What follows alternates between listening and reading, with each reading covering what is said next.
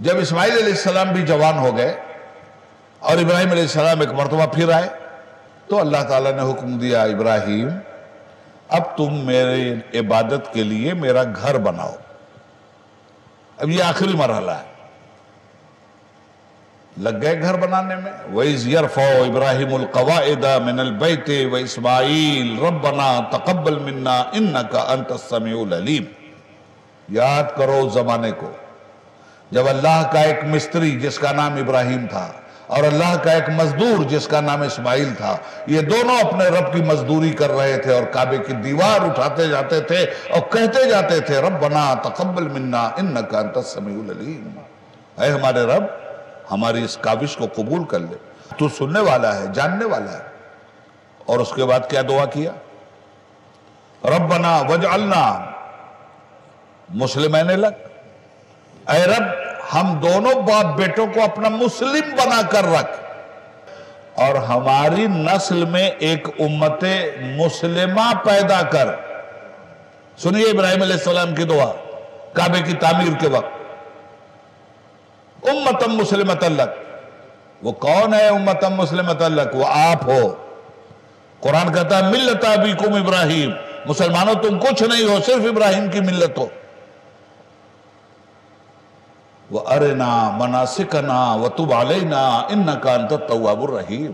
کیا دعا ہے قسم خدا کی. ہمیں عبادت کے طریقے سکھا دے، اپنی اطاعت کے طریقے سکھا دے. کیا قرآن آیا ہے صرف چومنے کے لیے،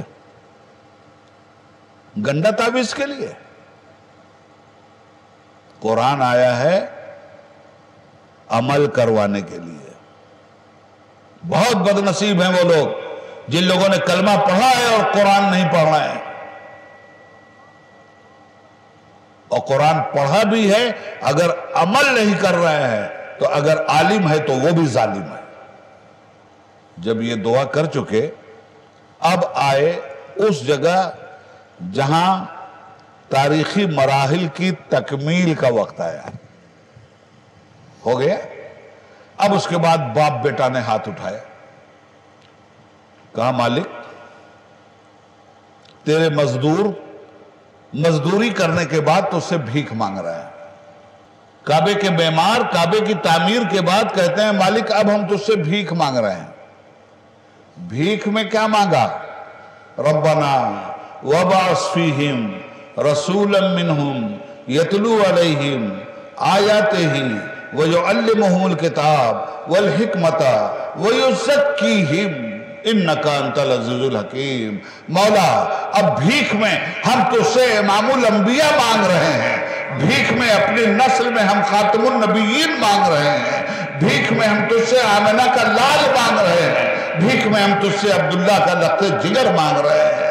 مولا بھیک میں ہم تیرا وہ مقصود مانگ رہے ہیں جس کی وجہ سے تو نے آسمان کی چھت بنائی ہے، زمین کو مہد بنایا ہے، ذروں میں چمک پیدا کی ہے، ستاروں میں دمک پیدا کی ہے، چاند کو چاندنی بخشی ہے، سورج کو روشنی بخشی ہے، کائنات کو تابندگی بخشی ہے، نسیم سحر پیدا کیا ہے، باد صبا پیدا کیا ہے، گلوں میں نکہت پیدا کیا ہے، کائنات عالم میں جیلا پیدا کیا ہے. وہ جو نہ تھے تو کچھ نہ تھا، وہ جو نہ ہو تو کچھ نہ ہو. جان ہے وہ جہان کی، جان ہے تو جہان ہے. اب ان کو بھیج دے، میرا مصطفیٰ دے دے مجھے.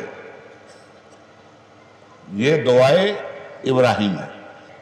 میلاد النبی کی دعا 2500 سال پہلے کعبے کی تعمیر کے بعد بنایا میں نے ہے، بسانے والا بھیج دے. حضور خود فرماتے ہیں کہ میں اپنے دادا ابراہیم علیہ السلام کی دعا ہوں.